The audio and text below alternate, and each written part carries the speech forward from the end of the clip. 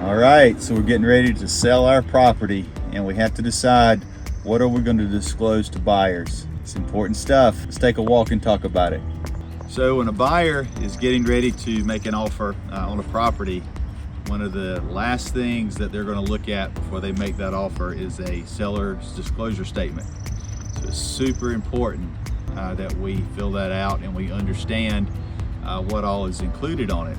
Sometimes sellers get a little worked up when it comes to time to fill out the seller disclosure statement because they think they're supposed to be an expert in construction and building materials, and that's not true.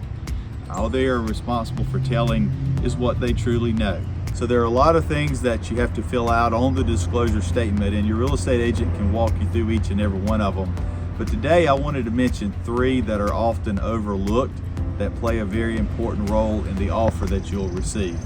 So one of the most often overlooked things that sellers don't tell the buyers about is HOA information, homeowners association.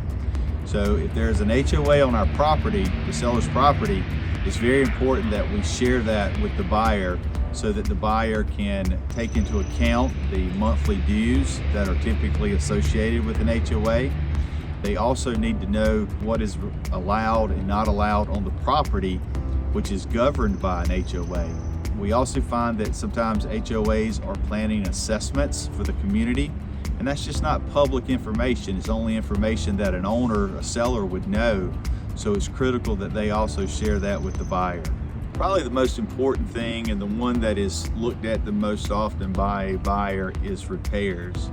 So there's sections on the disclosure statements where the seller is supposed to disclose if there is any repairs that are needed that they're aware of, something like a leaking roof or maybe an electrical outlet that doesn't work. And they're also supposed to note or tell anything that has been done in the past.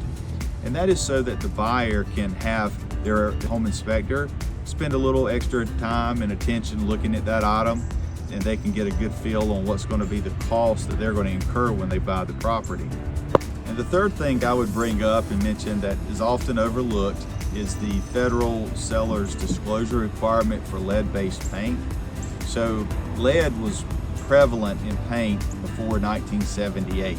So if your house was built before 1978, there's a chance that lead is in the paint, and you do have to disclose that to the buyer so that they can make a decision on whether they want to have it tested or not. And there's also an addendum that goes along with that on the paperwork that you'll provide to that buyer. So those are 3 things that I hope will be helpful to you if you're thinking about selling and you're getting ready to fill out some disclosure statements. You don't forget those 3 items.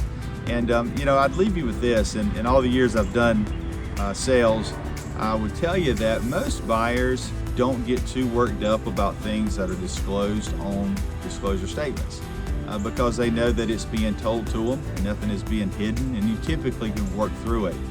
The problems come with disclosure statements when things are not disclosed that a seller does know, and they kind of think, if I say this, the buyer might not want my house, or the buyer might offer me less money.